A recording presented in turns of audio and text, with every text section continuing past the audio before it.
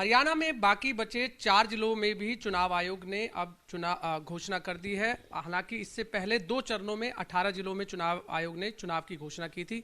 कौन से हैं वो 4 जिले? हमारे साथ इस समय राज्य चुनाव आयुक्त धनपत सिंह मौजूद है। सर, वो कौन से 4 जिले हैं जिसमें आपने आज घोषणा की है और किस तरह चुनाव होंगे, उसकी पूरी प्रक्रिया सर?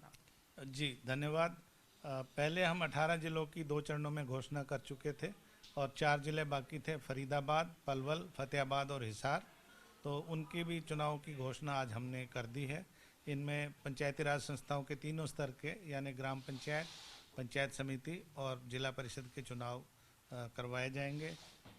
आज 28/10/2022 को चुनाव की विधिवत घोषणा हुई है इन 4 जिलों में और 29/10/2022 को जिला उपायुक्त, संबंधित जिला उपायुक्त जो कि जिला निर्वाचन अधिकारी पंचायत भी होते हैं, वो इसका नोटिस, पब्लिक नोटिस इशू करेंगे नॉमिनेशन पेपर इनवाइट करने के लिए। और 5/11/2022 से नॉमिनेशन यानी नामांकन पत्र भरे जा सकेंगे, जो प्रक्रिया 11/11/2022 को दोपहर 3 बजे तक चलेगी। 12/11 को जो नामांकन पत्र आए होंगे उनकी स्क्रूटनी होगी कि सब तरह से वो योग्य हैं कि नहीं। और फिर 14/11 को जो अपना नामांकन पत्र वापस लेना चाहेंगे, साथ ही जो लोग किसी पार्टी के बेस पे चुनाव लड़ रहे हैं, वो अपने ऑथराइजेशन लेटर वो 3 बजे से पहले सबमिट करेंगे। और 14/11 को जब नामांकन वापस लेने का समय ख़त्म हो जाएगा, तब 3 बजे फिर फाइनल लिस्ट तैयार होने के बाद चुनाव चिन्ह आवंटित किए जाएंगे। और फिर 22/11/2022 को पंचायत समिति और जिला परिषदों के लिए इन 4 जिलों के लिए मतदान होगा। इसी प्रकार 25/11/2022 को इन 4 जिलों की जो पंचायतें हैं उनके लिए पंच और सरपंच के पदों का लिए मतदान होगा। सर, 18 जिलों में पहले से ही चुनाव चल रहे हैं। कितने निर्विरोध अब तक जिला परिषद चुने गए हैं? कुछ तरह की जानकारी, या कितने पंच या कितने सरपंच अब तक चुने गए हैं? जी, इन 4 जिलों में जो 4 जिला परिषद है उनमें 175 पद हैं। उनमें से तो सभी में कंटेस्ट है, उसमें कोई निर्विरोध नहीं चुना गया है। इनमें 1278 पंचायत समितियों के पद हैं इन 4 जिलों में। सॉरी, माफ़ करना, जो पहले चरण के जो 9 जिले हैं, पहले चरण के जो 9 जिले हैं उनमें 1278 पंचायत समिति के सदस्य हैं। उनमें 56 लोग निर्विरोध चुने गए हैं, 56 उम्मीदवार निर्विरोध चुने गए हैं, 25 पुरुष और 31 महिलाएं। इसी प्रकार सरपंच, इन 9 जिलों में 2607 पंचायतें हैं, तो उन ग्राम पंचायतों के 2607 सरपंच के जो चुनाव होने थे उसमें से 133 सरपंच निर्विरोध चुन लिए गए हैं 133 ग्राम पंचायतों में, जिसमें 74 पुरुष और 59 महिलाएं हैं। इसी प्रकार पंच जो हैं इन 9 जिलों में 25,968 पद थे, जिसमें से 17,158, जो कि काफ़ी बड़ी संख्या है, वो निर्विरोध चुने गए हैं। तो बाकी जो अगले 9 जिलों की आज उनकी नामांकन की आखिरी तारीख थी। अब स्क्रूटनी और फाइनल विड्रॉल के बाद उनका पता लग पाएगा। 30 अक्टूबर को सर पहले चरण के चुनाव होने हैं, तो किस तरीके के इंतजाम चुनाव आयोग की तरफ से किए गए उन जिलों में? देखिए, 6.5 साल बाद चुनाव हो रहे हैं। पिछले चुनाव जनवरी 2016 में हुए थे। लोगों में बड़ी भारी उत्सुकता भी थी और इंतज़ार कर रहे थे, और हम भी अब सब तरह से परिस्थितियां अनुकूल हैं।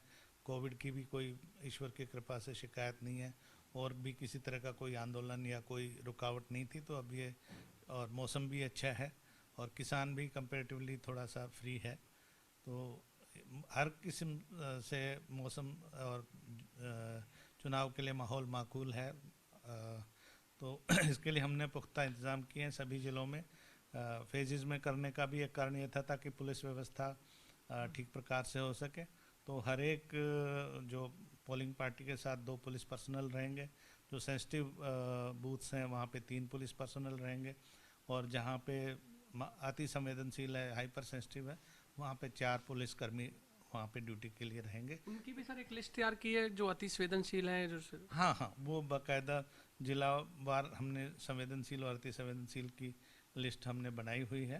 तो पहले 9 जिलों में जो 30 तारीख को जिनका चुनाव होने जा रहा है, 5,963 टोटल बूथ हैं उन 9 जिलों में, जिसमें से 976 सेंसिटिव और 1023 हाइपर सेंसिटिव है। तो उनमें विशेष व्यवस्था रहेगी और जो मोबाइल पार्टीज होंगी, पुलिस पार्टीज भी, ऑब्जर्वर्स भी और सेक्टर मजिस्ट्रेट भी, वो जहाँ तक संभव होगा इन हाइपर सेंसिटिव और सेंसिटिव बूथों का दौरा करते रहेंगे मतदान के दिन। सर, जो निर्विरोध चुने गए हैं या पंच हैं या सरपंच हैं, क्या वो गांव वालों की तरफ से ही चुने गए हैं या कुछ इस तरह की खबरें भी आई हैं वो दबंग पर्वती के थे इसलिए जो है और कैंडिडेटों को बैठा दिया गया, ऐसी कोई जानकारी? देखिए, इस तरह की मेरे ध्यान में कोई जानकारी नहीं है। केवल एक इंसिडेंट यमुनानगर का था जहाँ पर कोई जो कोई आवेदनकर्ता थी, उनके घर के बाहर गोलियां चलाई गई थी। तुरंत जैसे ही ये बात मेरे संज्ञान में आई, मैंने उपायुक्त और जिला पुलिस अधीक्षक से बात की। उसी समय हमने एसडीएम और डीएसपी को वहाँ पे भेजा और लोग भयभीत थे, आतंकित थे कि भाई नॉमिनेशन भरें या ना भरें, लेकिन वहाँ पे भी नॉमिनेशन भरा गया है। तो बाकी कहीं और मेरे पास संज्ञान में ऐसी चीज़ नहीं है कि किसी को डरा धमका के बिठाया गया हो। आपस में भाईचारे से अगर लोग नहीं किसी ने विड्रॉ कराया है और नहीं कंटेस्ट करना चाहते तो अच्छी बात है। इस दौरान सर पैसों और शराब का भी लालच दिया जाता है वोटरों को, क्योंकि छोटे चुनाव होते हैं ग्रामीण इलाकों में, तो क्या उस पर भी किस तरीके से नज़र चुनाव आयोग रख रहा है? देखिए, हम दो तरीके से, एक तो इलेक्शन ऑब्जर्वर्स इसमें जा रहे हैं, एक पुलिस ऑफिसर है, अमूमन सीनियर एसपी से लेके आईजी रैंक तक के लोग हैं। इसी तरह से एक आईएएस के अधिकारी हैं, सीनियर आईएएस अधिकारी हैं कमिश्नर रैंक के, वो हर एक ज़िले में एक एक तैनात किए गए।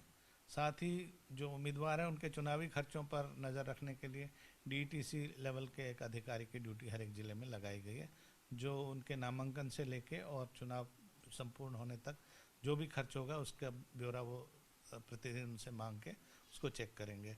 दूसरी बात है कि जो ऑब्जर्वर्स को विशेष हिदायतें की गई हैं कि कोई अवैध शराब पकड़ी जाए, कोई 2.5 लाख से ज़्यादा कैश अगर बिना किसी बैंक विड्रॉल या बिना सबूत के है तो उन सब चीज़ों को जब्त किया जाए। कोई अनऑथराइज जगह पे शराब बेच रहा है और लोगों को भी जागरूक करने की कोशिश है। जिला प्रशासन को भी इस बारे में निर्देश दिए गए हैं।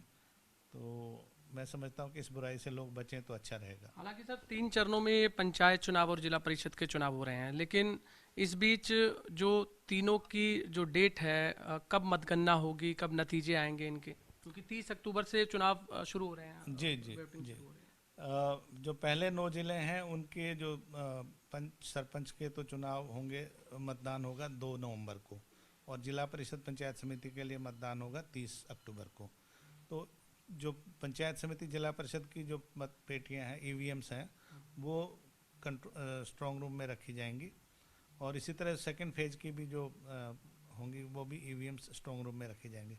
पंचों सरपंचों के जैसे ही मतदान खत्म होता है उसी दिन बूथ स्तर पर ही उनकी मतगणना हो जाती है, तो उनके लिए इंतज़ार करने की आवश्यकता नहीं रहेगी।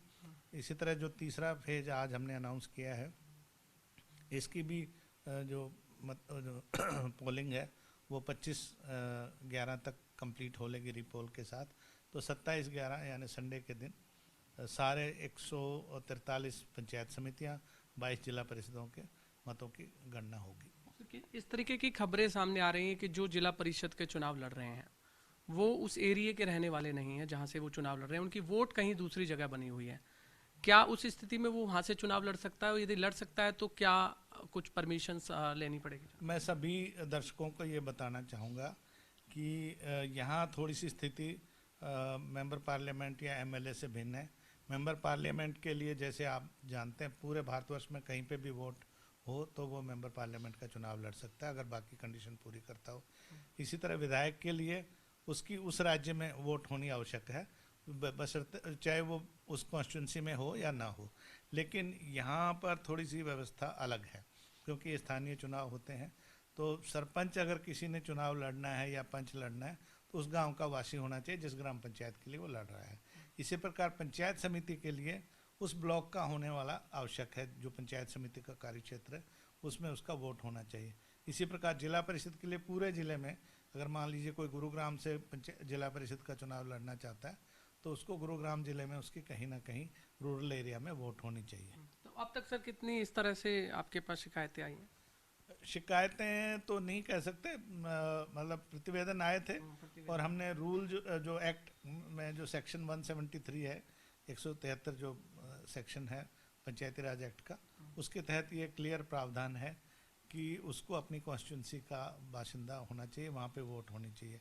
अगर कोई जिला परिषद में मान लीजिए कोई आपका हिसार जिला परिषद है और अगर हिसार म्यूनसिपल कमेटी में अगर उसका नाम है तो वो जिला परिषद के लिए नहीं सर, लड़ा इस जा दौरान सके। कुछ महिलाएं भी नाराज हैं क्योंकि वो चुनाव नहीं लड़ पा रही हैं किसी कारणवश। हालांकि इस बार 50% महिला आरक्षित हैं सीटें और 50% पुरुष हैं। क्या वजह है वो चुनाव नहीं लड़ पा रही हैं? क्या इससे पहले किस तरह का प्रावधान था? इसे हम यूं देखें तो ज़्यादा बेहतर होगा और महिलाओं को भी सही संदेश जाएगा कि पहले 2020 से पहले 33% आरक्षण था। अब राज्य सरकार ने 2020 में जो अधिनियम में संशोधन करके उसमें 50% का प्रावधान किया। वो उसको सरकार रिप्रेजेंटेशन कह रही है, ना कि आरक्षण, कि हम महिलाओं को 50% प्रतिनिधित्व देना चाहते हैं जो पहले 33% था। तो उसके लिए ऑड और इवन की व्यवस्था की गई है। जैसे इस बार जो इवन वार्ड्स हैं उसमें महिलाएं लड़ेंगी और ऑड वार्ड्स में पुरुष लड़ेंगे। तो इसमें कोई झगड़ा नहीं है, 50% पक्का उनको निश्चित हो जाएगा कि 50% सीटें उन्हीं की रहेंगी। अब ये अलग बात है कि कोई पिछली बार कहीं से लड़ा था और वो अगर मान लीजिए इस बार इवन नहीं है, वो ऑड में आ गया, तो वहाँ तो वो वंचित तो रह सर, ये जाएंगे। ऑड इवन का फॉर्मूला पहली बार हो रहा है हरियाणा? मतलब महिलाओं के आरक्षण के लिए पहली बार हो रहा है, बाकी तो और कई बार ड्रॉ ऑफ लोट्स वगैरह के लिए इस तरह के प्रयास चलते रहे।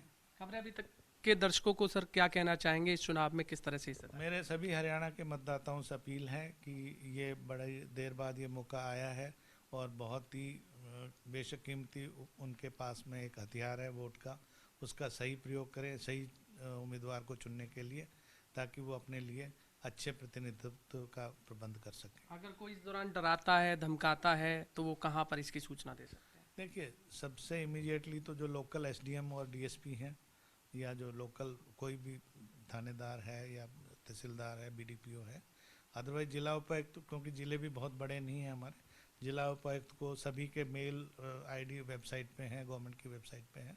और हमारे पास बड़ी अच्छी बात है कि लोगों की आती हैं शिकायतें, मेल से भी आती हैं, व्हाट्सएप पे, मेरे खुद के व्हाट्सएप पे बहुत सी शिकायतें आती हैं और हम उनका निदान करने की कोशिश करते हैं। तो किसी भी तरह से पहुंचना चाहें हम तक तो हम जरूर कोशिश करेंगे उन पर समय से कार्रवाई हो। धन्यवाद सर, बहुत बहुत धन्यवाद। आपने सुना राज्य चुनाव आयुक्त धनपत सिंह को, जिनका कहना है कि ज़्यादा से ज़्यादा मतदान करें ताकि एक अपना अच्छा उम्मीदवार आप चुन सकें।